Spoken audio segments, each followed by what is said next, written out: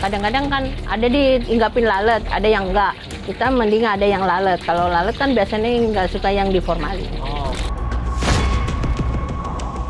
Dari 6 sampel tadi yang masuk, hanya satu sampel nomor 6 yang tidak mengandung formalin. Sedangkan selebihnya mengandung formalin. Hal ini menunjukkan bahwa masih banyak produsen ikan asin ini menggunakan formalin menjadi salah satu bahan yang digunakan dalam pembuatan ikan asin tersebut. Formalin itu dipakai secara medis buat untuk pengawet jenazah, ya itu kan formaldehid namanya, memang disuntikan untuk mengawetkan jenazah. Tetapi si formalin sendiri sudah diklasifikasikan sebagai zat yang karsinogenik, artinya karsinogenik itu bisa menyebabkan kanker, dan itu sudah diklasifikasikan oleh WHO. Jadi itu memang tidak boleh dimakan.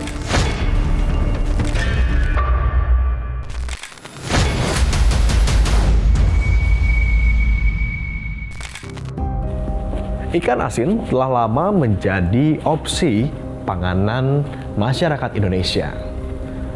Namun apa jadinya jika lauk pauk tersebut justru ditambahkan pengawet mayat seperti formalin?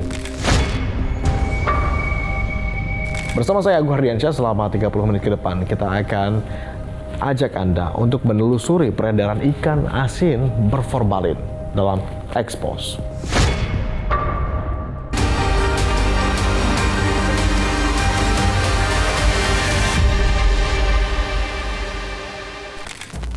Ulah nakal para pedagang menambahkan formalin atau pengawet mayat kepada bahan pangan yang hendak dijualnya bertujuan agar bahan pangan lebih awet dalam jangka waktu panjang sehingga tetap bisa diperjualbelikan kepada konsumen. Tentu ini menimbulkan resiko berbahaya bagi kesehatan. Jika sebelumnya bahan pangan yang kerap ditemukan ada formalin berupa tahu atau mungkin bakso, kali ini ikan asin juga turut menjadi korbannya. Tim Expose terjun langsung ke lapangan untuk mencari tahu apa benar ada ikan asin yang mengandung formalin.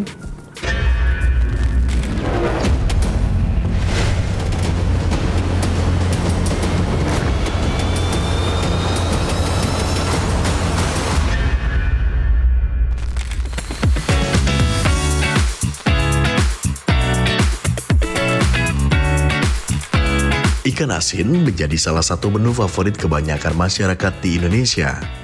Mengapa? Karena cita rasanya yang khas membangkitkan nostalgia makan di kampung halaman dengan pemandangan alam bersama keluarga tercinta. Asal mula ikan asin identik dengan cara kita untuk mengawetkan makanan dalam jangka waktu yang lama, terutama sebelum ditemukannya metode pendinginan makanan. Di Indonesia, ikan asin menjadi makanan yang populer karena harganya terjangkau, rasa yang khas, dan cocok dipadukan dengan berbagai menu masakan. Untuk mencari jawaban di balik rasa asin dan gurih yang selama ini menjadi cita rasa lauk rumahan Indonesia, bagaimana proses pembuatan ikan asin? Tim Expose melihat lebih dekat sebuah pabrik pengolahan ikan asin.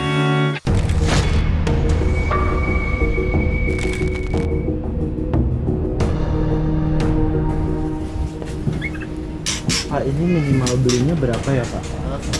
Belinya minimal berapa? Ikan. Oh, 15 kilo sekardus. Tidak hanya ke satu tempat, tim Expose juga mencoba melihat pengolahan ikan asin yang dikelola pihak lain namun masih berada di wilayah yang sama. Mas, kalau di sini minimal belinya berapa ya Mas? Buat di warung. Beli apa? Kalau ikan, ini ikan asin. Iya. Pembeliannya berapa minimal biasanya? Ya tergantung ikannya. Kalau ini ikan apa Mas? Yang ini mah ikan kembung kecil, peda kecil. Ikan peda ya? Iya. Berapa Mas per kilonya? Per kilo 20.000. 20. 100 kilo 20. Peda kecil. Yang asinnya. Kalau ini belum jadi diasinin ya? Ini baru datang ke kapal. Oh, baru datang. Asin dulu. Kalau dikirim keluar kota dia tahan berapa hari sih Mas? Ini sebulan juga tahan. Tahannya sebulan. Iya. Kalau ikan asin dibuat. Oh. Itu harus pakai es nggak? Mana? Harus pakai es nggak kalau dikirim ke Purwakarta? Maksudnya enggak lah. Iya, tahan sebulan ah? Kan kalau, Oh enggak. Kalau udah digaramin, kalau udah diasinin makan kuat. Oh. Nggak bakalan mau. Ini proses pembuatannya berapa lama Mas kira-kira? Perjemuran gitu. Dari awal turun 3 hari sama ngejemur ya. Dalam penelusuran kali ini, tidak tampak adanya praktik yang mencurigakan. Semua tampak wajar, seperti proses pengolahan ikan asin pada umumnya.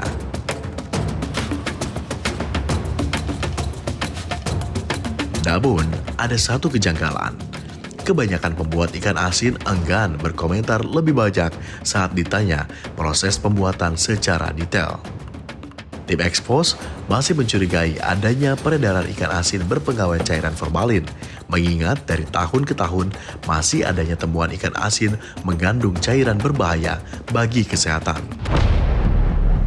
Tak berhenti sampai di situ, Tim Expose melanjutkan penelusuran untuk membeli berbagai jenis ikan asin di pasar-pasar tradisional.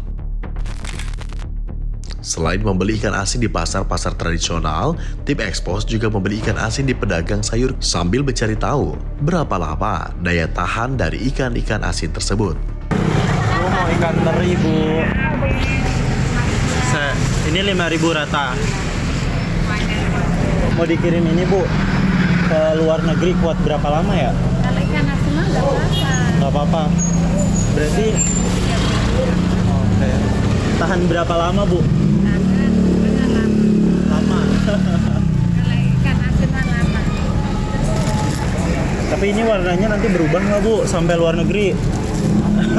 Naik pesawat kan penting. Iya. Tapi enggak, ini dikirimnya paket. Iya. Paling Seminggu. Kuat ya? Warnanya nggak berubah. Ini berapa ya peda nih? 6.000. Kuat lama nggak, Bu? Kuat lama nggak? Kuat beberapa hari. Apalagi kalau dibisar setahun juga kuat. Setahun juga kuat, buset. Tim Expose membeli beberapa sampel ikan asin. Salah satunya dicurigai mengapa ada ikan asin seperti ikan teri yang memiliki warna berbeda. Ada yang berwarna gelap dan berwarna putih bersih. Pak, ini belinya bisa onan kan? Oh gimana? Bisa onan. Oke. Berapa Pak seon ini? 14. Boleh deh Pak. Ini seon ya.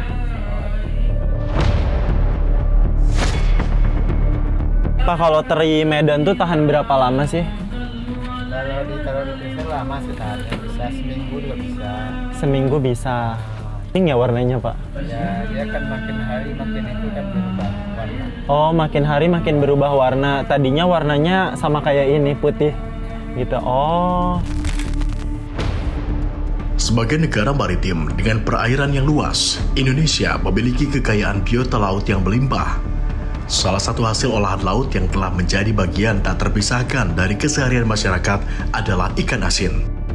Olahan ikan yang diawetkan dengan cara digarami ini membuka peluang Indonesia untuk menjadikan ikan asin sebagai bagian dari komoditas ekspor. Dalam beberapa tahun terakhir, Badan Pusat Statistik atau BPS mencatat volume ekspor ikan asin nasional pada periode Januari hingga November 2020 tercatat 92,53 juta US dollar. Sementara di periode yang sama tahun 2021 naik menjadi 93,17 juta US dollar. Nilai ekspor terbesar yakni 101,61 juta US dollar terjadi pada tahun 2022. Sedangkan di tahun 2023, nilai ekspor ikan asin mengalami penurunan menjadi 87,93 juta US dollar. Satu demi satu sampel dikumpulkan dari beberapa pedagang ikan asin. Dan untuk mengetahui lebih lanjut apakah ikan-ikan asin yang dibeli ini positif berformalin, tim Expose kemudian mengirimkan sampel yang sudah dikemas ke laboratorium.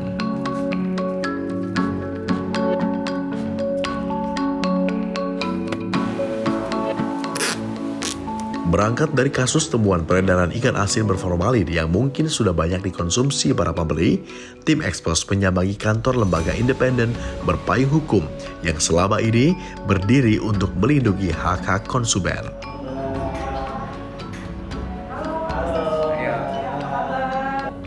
Iya, formalin itu kan bukan sesuatu bahan yang sekiranya bisa untuk dimakan, dan ini adalah sesuatu bahan yang dilarang untuk digunakan sebagai bahan tambahan pangan gitu ya. Jadi tentu ini salah satu hal yang sekiranya sudah jelas-jelas menyalahi aturan, apalagi ketika memang sudah dianalisis lebih dalam. Ini adalah ada unsur kesengajaan dari pelaku usaha untuk menambah keuntungan secara individu gitu ya.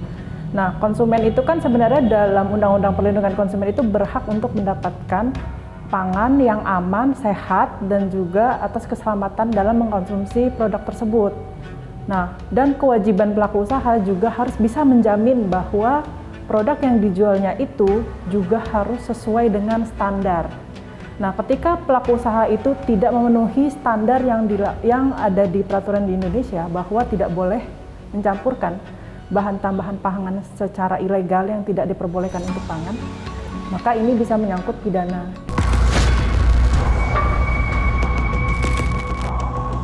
Ada konsekuensi hukum yang jelas.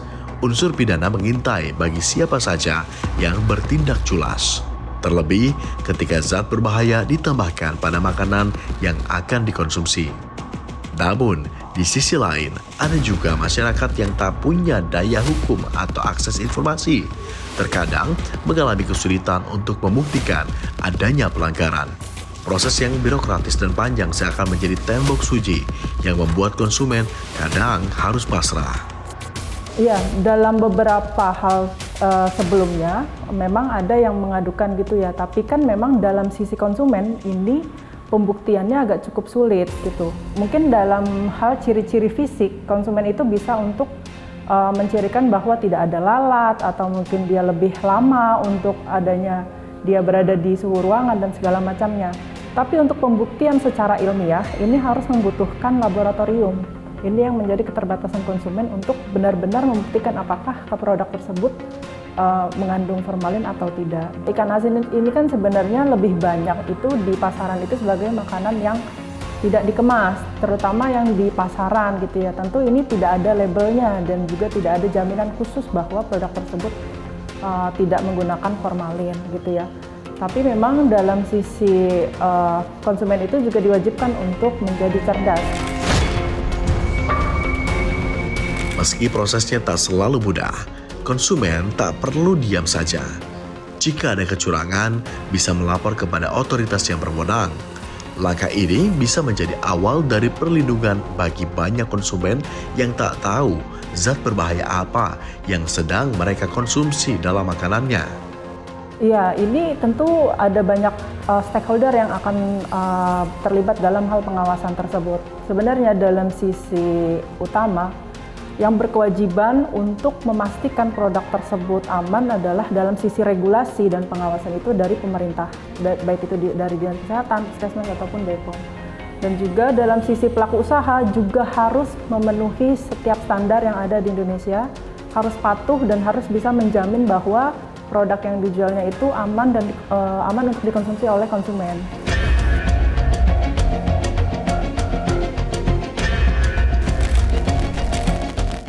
Untuk memastikan sampel ikan asin tersebut benar atau tidak mengandung formalin, tim ekspos kemudian membawa sampel-sampel tersebut untuk diuji secara laboratorium kimia. Simak penelusuran usai jeda, akan kembali sesaat lagi.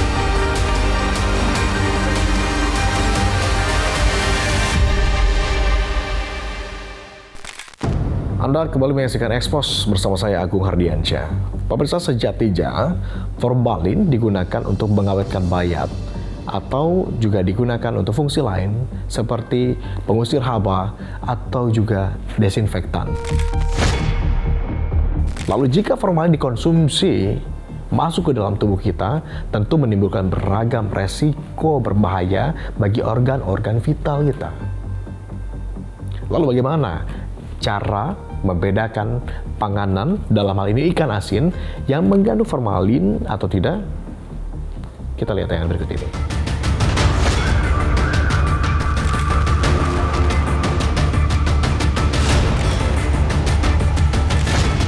Enam sampel ikan asin dari berbagai jenis dianalisa secara kualitatif di Laboratorium Teknologi Pangan Universitas Pasundan Bandung.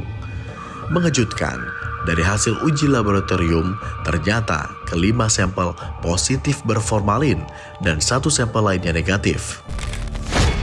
Sementara untuk jenis ikan asin yang mengandung formalin, diantaranya ikan teri dan ikan peda.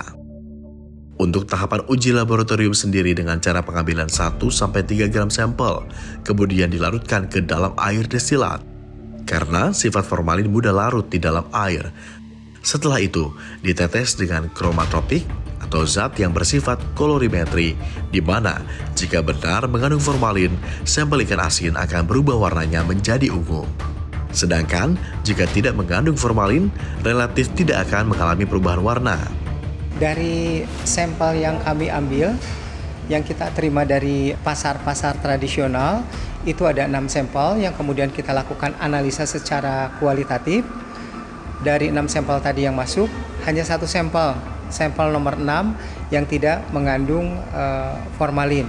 Sedangkan selebihnya mengandung formalin. Hal ini menunjukkan bahwa masih banyak produsen ikan asin ini menggunakan formalin menjadi salah satu bahan yang digunakan dalam pembuatan ikan asin tersebut. Formalin lebih cenderung digunakan sebagai pengawet jaringan biologis. Salah satunya adalah digunakan untuk pengawet mayat. Jadi formalin banyak digunakan dalam industri medis, dalam industri kimia, ataupun laboratorium. Penggunaan formalin pada makanan jelas-jelas dilarang keras. Namun faktanya masih banyak makanan yang dicampur dengan formalin. Aturan ini sudah dibuat dari tahun 96. Ada peraturan lagi tahun 2012 nomor 18 berkaitan dengan masalah pangan, itu juga jelas disampaikan. Dan yang terakhir, peraturan dari BPOM tahun 2023 jelas melarang penggunaan formalin dalam produk bahan makanan. Jadi kalau dalam nilai ambang batasnya, dia itu tidak ada toleransi, harus 0. Kalau di formalin pasti lama ya. Jadi kalau misalkan ikan asin biasa yang tanpa formalin, sebetulnya bisa dilihat dari warnanya ya. Warna kalau dia menggunakan formalin, dia relatif lebih homogen warnanya, lebih merata, dia warna putihnya, putih pucat. Iya, warnanya cerah. Kalau ikan asin biasa, rata-rata usianya paling 1-2 minggu, tidak nyampe 1 bulan, dia sudah mulai rusak. Tetapi kalau yang menggunakan formalin bisa 3 bulan bahkan lebih dari itu, terutama yang kering ya. Salah satu pemanfaatan formalin juga ketika dia dijemur bisa mempercepat proses pengeringannya. Menurut dosen dan peneliti program studi teknologi pangan Fakultas Teknik Universitas Pasundan, Dian Risdianto, sebetulnya proses penggunaan garam juga berfungsi untuk mengawetkan bahan makanan. Jadi sebetulnya kalau kita ingin memastikan bahwa ikan asin tadi mengandung formalin atau tidak, ini yang paling memungkinkan atau yang dapat memastikan adalah dengan melakukan analisa di laboratorium. Tetapi pada prakteknya di masyarakat kan ada keterbatasan untuk mengakses itu. Jadi yang paling mudah, kita bisa melihat dari tampilannya secara fisik. Rata-rata ikan asin yang berformalin itu sudah tidak lagi menunjukkan aroma, rasa, tekstur yang signifikan. Warnanya pun lebih ke arah keputihan. Dan kalau misalkan kita coba perhatikan teksturnya, formalin dapat mendegradasi protein yang membuat dia kaku dan lentur. Kaku itu di sini maksudnya itu bukan kaku jadi mungkin Bapak bertanya kaku dan lentur, dia agak keras dibandingkan dengan yang tidak menggunakan formalin dan dia relatif lebih elastis. Jadi kalau yang paling mudah, kalau ikan asin yang itu kan sulit kita patahin karena dia ada tulangnya, yang cumi-cumi yang paling mudah itu. Jadi kalau cumi-cumi tadi dia mengandung formalin, rata-rata sulit dipatahkan. Dia lebih elastis. Kandungan cairan formalin yang ditemukan dalam ikan asin di pasaran semakin mengkhawatirkan. Untuk memahami sejauh apa pengetahuan publik tentang fakta memilukan ini, tim Expos mencoba menggali informasi langsung dari masyarakat. Biasanya beli ikan asin di mana, Bu? Pasar. Di pasar. Kenapa di pasar? Variannya banyak juga kalau di pasar. Oke. Kemudian, Bu, apa pertimbangan Ibu saat membeli ikan asin? Dari warna sama tekstur biasanya. Yang gimana Ibu carinya? Kalau warna kan kalau misalnya ke ikan asin gitu kan yang udah lembab kayak gitu yang lengket gitu tuh biasanya udah agak lama gitu kan. Warnanya juga kan dia lebih kelihatan seger juga kalau baru kan. Kemudian Ibu pernah nggak dengar ikan asin berformalin? Pernah. Sekarang Cuman nggak tahu tuh yang kayak gimana yang formalin. Bu, suka masak ikan asin nggak sih, Bu? Ya jarang sih, cuman ya suka kalau lagi buat makan-makan bareng temen. Terus biasanya beli ikan asinnya di mana, Bu? Di pasar. Di pasar. Kenapa di pasar? Ya kan banyak pilihan. Kalau di warung kan dikit. Ini sebagai ibu-ibu kan suka ada pertimbangan kalau milih ikan asin dari baunya. Kalau itu pertimbangannya gimana kalau milih ikan asin? Kalau ikan asin yang lihatnya yang agak bersih lah gitu ya. Kan suka ada yang bulukan, ada yang kita sebenarnya yang kadang-kadang kan ada diinggapin lalat, ada yang enggak. Kita mending ada yang lalat. Kalau lalat kan biasanya nggak suka yang diformalin. Oh, seberapa suka memasak ikan asin di rumah? Seminggu bisa 2-3 kali. Seminggu berarti sering ya? Sering. Oh, okay. Biasanya beli ikan asin di mana, Bu? Di pasar. Di pasar. Kenapa di pasar? Karena lebih banyak pilihan, terus lebih pasti mereka sering ada yang beli kan, jadi ganti-ganti mulu. Oh, perputarannya cepat ya. Oke. Apa sih, Bu? Kan biasanya ibu-ibu banyak nih pertimbangan kalau milih buah, milih sayur. Kalau ikan asin, Ibu nyari yang gimana biasanya? Yang bersih. Biasanya sih yang bersih, terus masih kayak seger, kering tapi seger gitu. Dari hasil sosial eksperimen yang dilakukan tim Expose, ternyata semua narasumber yang ditemui, yakni para ibu rumah tangga yang cukup sering berbelanja ke pasar dan memasak, salah satunya bahan makanan varian ikan asin, tidak ada satupun dari mereka yang mengetahui mana ikan asin yang mengandung formalin dan mana yang tidak mengandung formalin. Lalu, bagaimana pandangan dunia medis terhadap formalin dalam bahan pangan? Seberapa berbahayanya formalin jika dikonsumsi dalam jangka pendek, terlebih jangka panjang? Ya jelas, formalin itu kan bukan makanan ya. Jadi secara pribadi dokter juga nggak pernah ada yang melarang pasiennya makan formalin. Nggak perlu dilarang karena memang formalin kan bukan makanan. Lain seperti ikan kan memang makanan. Tapi kalau berlebihan dilarang. Tapi kalau formalin tidak boleh ya. Formalin itu dipakai secara medis untuk pengawet jenazah ya, itu kan formaldehid namanya, memang disuntikan untuk mengawetkan jenazah. Tetapi si formalin sendiri sudah diklasifikasikan sebagai zat yang karsinogenik, artinya karsinogenik itu bisa menyebabkan kanker, dan itu sudah diklasifikasikan oleh WHO. Jadi itu memang tidak boleh dimakan. Jadi kalau sampai dimakan tentu akan sangat berbahaya. Nah, ada efek akut, ada efek jangka panjang. Kalau efek akut, kalau kita makan itu mungkin akan mengganggu sepanjang saluran cerna, atau mungkin saluran napas, begitu. Ya, mungkin jadi mual, muntah, atau teriritasi lambungnya. Tapi kalau jangka panjang, itu efek paling ditakutkan adalah menimbulkan kanker nantinya, gitu. Ya, mungkin juga bisa ganggu ke ginjal juga. Lantas, jika tidak ditambahkan dengan zat kimia formalin, bagaimana sebenarnya kandungan nutrisi dalam ikan asin? Dan apa khasiat konsumsi ikan yang diawetkan dengan ditambahkan garam ini? Saya soroti masalah asinnya ya, masalah kandungan garamnya. Karena kandungan garam itu ada batasan harian yang dianjurkan. Dari WHO, itu batasan hariannya adalah di bawah 2000 miligram sodium ya, sodium itu kandungan dalam garam. Nah itu kalau di ikan asin, dalam 100 gram ikan asin saja itu bisa lebih dari 5000 miligram. Jadi ini sudah melewati batas harian. Jadi kalau kita konsumsi itu ikan asin sering-sering, tentu tidak sehat. Tidak sehatnya kalau secara umum dia menaikkan tensi, jadi tekanan darah akan meningkat. Tapi secara lebih spesifik lagi terhadap kardiovaskuler, beresiko untuk nantinya penyakit jantung koroner dan stroke. Nah itu bahaya. Ada beberapa hal penting yang tim Expose gali dalam wawancara bersama Dr. Jajang. Terlebih untuk menggarisbawahi bahwa tidak semua ikan olahan aman dikonsumsi secara rutin. Ada batasan, ada risiko, dan ada dampak yang sering kali terabaikan. Orang usia 50-60 tuh mungkin 30-40% sudah hipertensi, dan salah satu penyebabnya adalah konsumsi garam yang tinggi.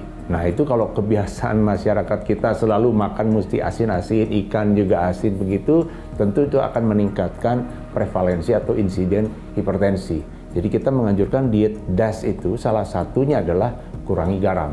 Nah itu jadi direndahkan. Tentu kalau bisa sih makannya jangan yang asin-asin seperti itu. Ikan yang sudah diasinkan dibatasi, ya kalau bisa dihindari.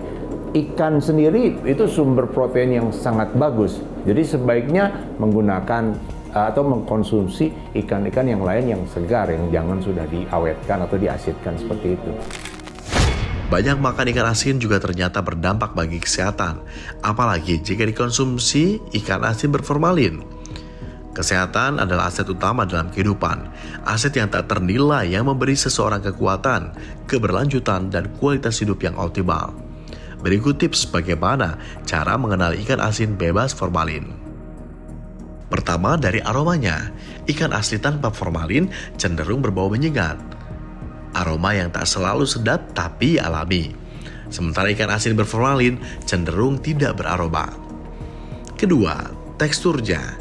Ikan asin sejatinya mudah hancur, rapuh karena proses pengasinan alami. Sebaliknya, ikan asin yang mengandung formalin cenderung keras. Ketiga, lihat warnanya. Ikan asin tanpa bahan tambahan umumnya berwarna kusam atau coklat natural. Namun, jika terlalu putih, pucat, atau terlihat mengkilap, bisa jadi itu adalah hasil campuran formalin dan pemutih. Keempat, dari tekstur dagingnya. Daging ikan yang tebal menandakan bahwa bahannya bermutu baik dan layak konsumsi. Untuk jenis teri, pilih yang ukurannya lebih besar karena teri yang terlalu kecil mudah hancur dan rentan rusak. Kelima, ketahanannya. Jika ikan asin tidak membusuk dalam waktu yang sangat lama, maka perlu waspada. Bisa jadi itu tanda-tandanya adanya bahan pengawet zat kimia berbahaya yang disisipkan dalam proses pembuatan. Dan terakhir, sesuatu yang kadang dianggap jorok, lalat. Jika lalat masih mau hinggap, justru itu pertanda baik, karena lalat secara alamiah menghindari formalin. Ikan asin yang tak disentuh lalat bisa jadi telah terkontaminasi zat berbahaya seperti formalin.